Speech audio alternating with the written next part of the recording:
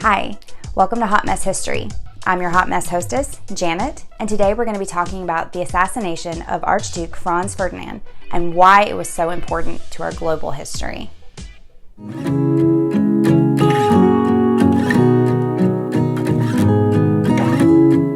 Like with most historical events, we can't just look at the assassination of this man and understand all of its intricacies. So what we have to do is go back a little bit, kind of set the stage, if you will. This all sort of began, the tension began building at the Congress of Berlin.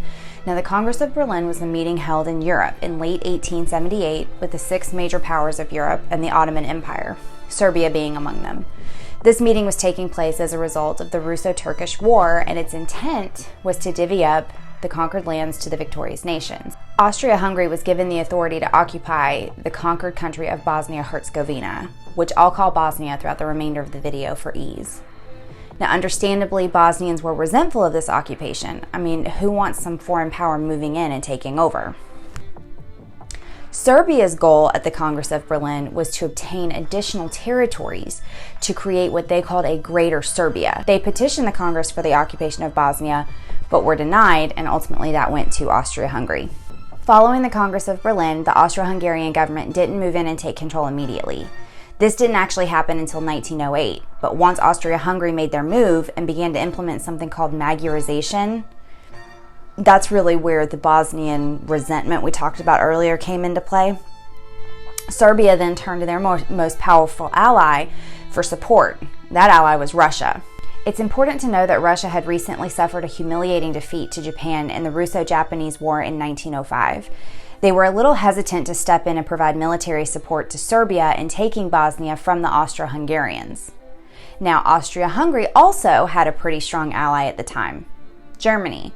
Germany at the time was considered a pretty big deal. They were militarily superior to many countries and thought very highly of itself because of that. Austria-Hungary would rely on their alliance with Germany over the years to maintain the power that they had. Germany hears of Serbia asking Russia for assistance, and on behalf of Austria-Hungary relays a message to Russia. The message went a little something like, "Now Russia, are you sure you're ready to repeat that embarrassing defeat you had with the Japanese? You move against Austria-Hungary, and then we'll step in and back them up. And then you'll be fighting us, and then you'll wind up defeated again. I mean, let's think about this very carefully, okay, little buddy?" Russia does think about this and tells Serbia that they won't back them up if Serbia has to move against Austria-Hungary. They got the message from Germany loud and clear. Without the military support of Russia and no real logistical way to move against Austria-Hungary to take over Bosnia on their own, Serbia created essentially a terrorist group that was called the Black Hand. They didn't call it a terrorist group back then. They referred to it as a secret society, but I mean, we know it for what it was now. The Black Hand consisted mostly of military officers and a few government officials, and it actually grew so large in its influence and power that it rivaled that of its own government. Its leader was a man named Dragutin Dmitrievich, and his goal was to unite the Baltic territories, particularly Bosnia, under one Serbian nation.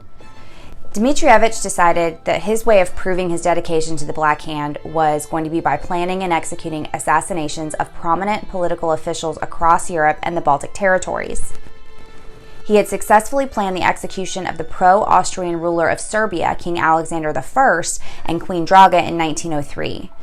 Dmitrievich was actually shot 3 times during this assassination and carried the bullets in his body for the rest of his life. His next target would be the Emperor of Austria-Hungary in 1911, but ultimately this assassination attempt, as well as many of his other subsequent assassination attempts, would fail. September of 1912 brought the Second Balkan Wars, fought with Serbia, Montenegro, and Greece against Bulgaria. Bulgaria didn't feel as though they received a fair shake at the Congress of Berlin in 1878 and therefore decided to take what it wanted by force from the other Baltic nations. Bulgaria was defeated in just over a month, and another meeting was held. Now, this one doesn't get a fancy name, or any name at all, but in the end, Serbia more than doubles its size, yet they're not satisfied because they still don't have Bosnia. Austria-Hungary sees that Serbia has doubled in size and freaks out. They run to Germany and ask them, what should we do? Should we fight? If we do, are you going to help us? Now, Germany doesn't have the time or patience to deal with little old Serbia, and since Russia is still hiding away after their defeat, tells Austria-Hungary to just chill out. Nothing has happened, and they don't think anything will happen. So Austria-Hungary listens and leaves Serbia alone, continuing with their occupation of Bosnia as if the Second Balkan War just never happened. January 1914, Dmitrievich has planned and attempted to assassinate the governor of Bosnia, and yet again fails. I mean, the dude just doesn't have the skills that he thinks he has, apparently. I mean, 11 years and nothing but failed attempts. Get a new hobby, for crying out loud. By April 1914, he's heard a rumor that the heir to the Austro-Hungarian Empire, Archduke Franz Ferdinand, is going to be making a trip to Sarajevo in June. Naturally, Dmitrievich gets to planning another assassination. Franz's visit to Sarajevo was a perfect opportunity for Dmitrievich to further prove himself as the leader of the Black Hand by not only bringing down a very high-ranking political official, I mean, he's the friggin' heir, but also to assist in providing a huge step forward and advancing towards that greater Serbian ideal. Franz Ferdinand was not born to be the heir of the empire, but was actually born third in line to the throne. It wasn't until the deaths of his cousin and then father that he found himself heir to the throne. For most of his adult life, he was actually a military man and eventually rose to the rank of Inspector General. This rank was actually achieved by his abilities, skills, and work ethic, and not as a result of his imperial ranking, which is really, really impressive. Now, before the passing of his cousin and father and then becoming the heir to the throne, he'd fallen in love with an aristocratic woman named Sophie Chotek. At the time, this relationship was a big scandal because she was not of imperial ranking. She was just an aristocrat. Essentially, Sophie was not considered on the same level as Franz. Now, this didn't matter to either of them, and they were determined to get married. Eventually, the emperor did give his blessing of the marriage, but there were a few stipulations that went along with that. Now, a few of those were that Sophie would never become empress. Any children that the couple had would have no claim to the throne. Sophie would be given the rank of duchess, which basically meant that she was equal to that of a lady's maid. And as her ranking would not designate her imperial status, she would not be allowed to attend any imperial events at all. Now, this didn't matter to the couple, and they took that blessing and ran with it. They were married on July 1st of 1900. As heir to the Austro-Hungarian Empire, Franz held a belief that the only course of action that could bring stability to the Baltic region was something called decentralization. Now, decentralization is the transfer of control of an activity or organization to several local offices or authorities rather than a single one. Naturally, this ideology was wholly unpopular with the Austro-Hungarian emperor, who did not like the idea of giving up any kind of power. The emperor hated the thought of the dual monarchy losing any of its power to the local governments. You would think that the people of the Baltic region would be totally on board with this idea, right? I mean, they're getting at least some of their power back, even at a local level, if not ultimately getting full control eventually. But no, they were not having any part of it. Serbia really had a huge influence in the region, and they wanted the greater Serbia. If the decentralization had been successful, then Bosnia and other Baltic nations would be less hesitant or less likely to join that greater Serbia. So they weren't giving up that ideal. There's just no way that they were going to compromise that. Franz Ferdinand was scheduled to visit Sarajevo, Bosnia, in June of 1914 to attend military maneuvers of the Austro-Hungarian army. Now, this trip came at just the perfect time. It was right before Franz and Sophie's 14th wedding anniversary, and since it wasn't an official imperial event, Sophie was allowed to attend with Franz. They were basically going to use this trip as a little anniversary getaway.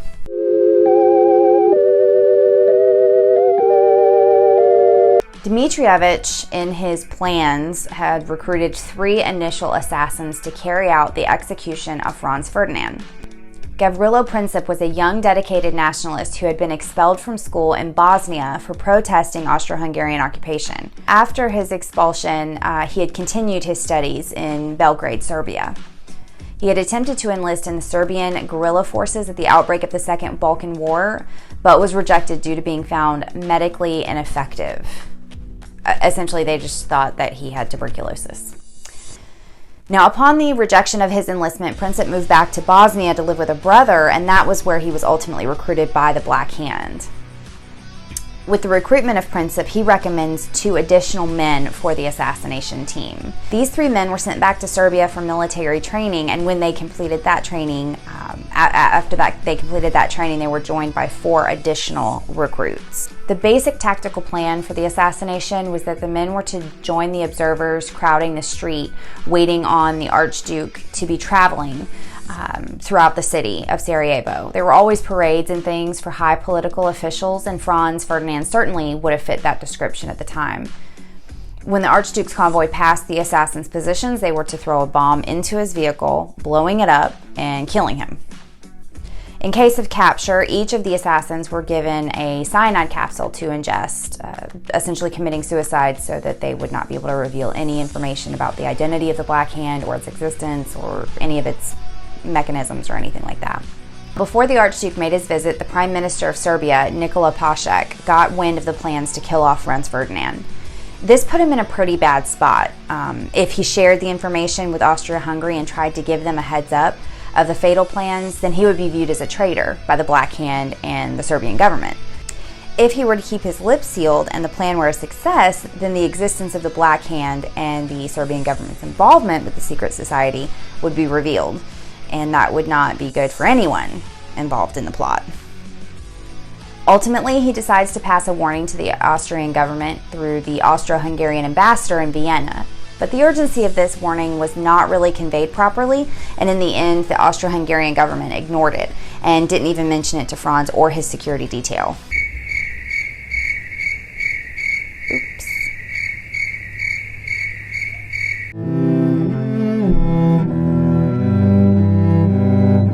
So without receiving any warning, no heads up, Franz and Sophie go through with their visit. June 28, 1914, Franz and Sophie leave the military camp in the second car of a 6-car caravan for a reception with the mayor at City Hall. It's important to mention that Franz Ferdinand actually made the decision to allow the local police to provide security rather than the military to show that decentralization in the region could work. As planned, the assassins were lined along the parade route on Apple Quay and concealed within the large crowds that had gathered to catch a glimpse of the Archduke and his Duchess. The convoy passed the first assassin's position, but he froze. He never even threw his bomb. Kabrinovich's position was next. Now, he did throw his bomb, but he missed. Instead of the bomb landing in Franz's vehicle as intended, the bomb bounced off the car and exploded behind the targeted vehicle. This explosion caused dozens of casualties among the civilians watching the parade. Upon hearing the explosion, the drivers of the first and second vehicle, which remember was carrying Franz and Sophie, took off to get the Archduke and his wife to safety. In the ensuing chaos, Kabrinovich attempted to flee the scene through a river, except that it really wasn't a river. I mean, the water was only actually inches deep, so he was apprehended pretty quickly. He tried to eat the cyanide capsule that he'd been given, but as it turns out, it was really, really old, and it didn't kill him. It just made him violently ill, and I'm sure wished for death anyway. But the rest of the would-be assassins managed to get away while the crowds were dispersing, using the chaos of everything as a diversion. Upon dispersing with the crowd, Princip decided that he was a bit hungry, and he actually made his way just across the street from his position, from where he was supposed to be for the assassination, to get some grub from a place called Schiller's Food Store. Franz and Sophie were safely delivered to City Hall for their reception, but made a spontaneous change of plans. When they left the reception, they would move on to the hospital to visit the victims of the bombing instead of going to the governor's mansion as they had originally planned. When they left City Hall, the driver went on and followed the original route they'd planned, making a now wrong turn at the Latin Bridge to Franz Joseph Street. It wasn't until this wrong turn was made that Franz thought to inform his driver that he was actually wanting to go to the hospital. So the driver stops and begins performing a 3-point turn to make his way back to the Latin Bridge. He performs this 3-point turn in front of Schiller's Food Store, where Princip is hanging out on the sidewalk just eating a sandwich. When Princip saw who was in the car, he thought, "What the what?" and pulls out a gun and fires 2 fatal shots into the vehicle. Franz's driver slams on the gas and makes his way directly to the governor's mansion, thinking that was the safest option and not realizing how serious the shots fired actually were. Sophie was pronounced dead upon arriving at the mansion from a gunshot wound to the abdomen, and Franz died shortly after from a gunshot to the neck. Princip had attempted to turn the gun on himself as the vehicle drove away, but the crowd surrounding him on the sidewalk stopped him and kept him detained until the police arrived. He'd also attempted to ingest the cyanide capsule, but like Kabrinovich, it only made him violently ill. Now, why is this couple's tragic death so significant that we'd be here talking about it over 100 years later? To know that, we have to look at the events that took place in the 5 weeks following the assassination of Franz Ferdinand.